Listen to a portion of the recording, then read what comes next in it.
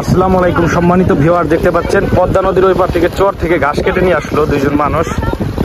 খুবই পরিশ্রমের কাজ করে ওনারা। চর থেকে হচ্ছে ঘাস কেটে গরু ছাগলে খাওয়ায়। তো সেই দৃশ্যটা এখানে তুলে ধরা হলো। এটা হচ্ছে নৌকাতে করে হচ্ছে ভুট্টার যে আগা আছে এইগুলা কাটে নিয়ে আসলো চরে থেকে।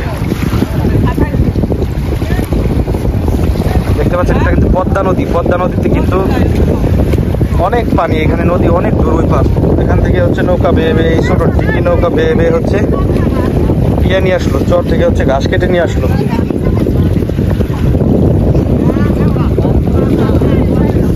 কিসের জন্য আনলেন এই ঘাস?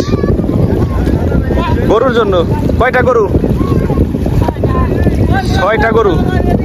প্রিয় ভিউয়ার্স, আসলে দেখতে পাচ্ছেন 6টা গরুর জন্য হচ্ছে ঘাস কেটে নিয়ে আসলো চর থেকে দুইজন মানুষ। আসলে নদীর পাড়ের মানুষ অনেক পরিশ্রম করে, খাটাখাটনি করে। তারা হচ্ছে জীবন জীবিকার তাগিদে হচ্ছে অনেক পরিশ্রমী করে। পদ্মা নদীর পাড়ে যাদের বাড়ি, আসলে খেটে খাওয়া মানুষ, কৃষিকাজই বেশিরভাগ এখানকার মানুষ কৃষিকাজই করে থাকে।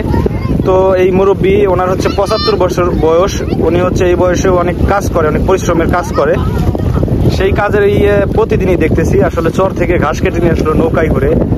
তো এগুলা কি আপনাদের ক্ষেতের ভুট্টা? আপনার দেবররা লাগাইছে, ওইখান থেকে কেটে আনলেন? গরু রেখা হবেন? ও আচ্ছা। এই চরে কি প্রতিদিন যান আপনারা? কয়টার দিক যান? সকালে 10টার দিক নাস্তা পানি খাইয়ে যান, এরকম টাইমে আসেন না? ও আচ্ছা। দেখেন আসলে কতটা পরিশ্রমী মানুষ, নদীর পাড়ের মানুষ, কৃষিকাজ করে যারা, তারা হচ্ছে অনেকটা পরিশ্রমী। সেই পদ্মা নদীর ওই পার থেকে হচ্ছে ঘাস কেটে নিয়ে আসলো। এই ঘাস হচ্ছে গরু ছাগলে খাওয়াবে ওনরা। আর হচ্ছে মানুষ দেখেন কতটা পরিশ্রমী। ওনরা হচ্ছে পুরুষ মানুষের পাশাপাশি মহিলারাও কাজ করে এখানে। নদীর পাড়ের মানুষ ওনরাও অনেক পরিশ্রমী, পরিশ্রম করে খায়। আপনিও গেছিলেন? এই ঘাস কাটছেন? প্রতিদিনই কাটেন? ও আচ্ছা আচ্ছা। উনি ওনার ভাষায় যেটা জানাইলো, আসলে প্রতিদিনই ঘাস কাটে ওনারা। আর ওনাকে তো আমি অনেক আগে থেকে চিনি। ওনার বয়স হচ্ছে 75 বছর বয়স। এই বয়সে উনি ইয়াং মানুষের মতো কাজ করে, অনেক পরিশ্রম করে। পরিশ্রম করে হচ্ছে জীবিকা নির্বাহ করে। এই যে দেখেন, এই নদীর ওই পার থেকে ঘাস কেটে আনলো। এটা বিশাল কষ্টের একটা কাজ। ওই পার থেকে কেটে মাথায় করে এনে হচ্ছে নৌকায় রাখা লাগে। এরপরে নৌকা বেয়ে বেয়ে ইপারে আসা লাগে। ইপার থেকে হচ্ছে এখান থেকে আবার মাথায় করে অনেক দূরে নিয়ে যেতে হয়। এটা হচ্ছে পদ্মা নদীর ওই পারের হচ্ছে থেকে আনলো। 6টা গরুর জন্য ঘাস কেটে নিয়ে আসলো। এই ঘাস কয়দিন যাবে? একদিনে শেষ হয়ে যাব?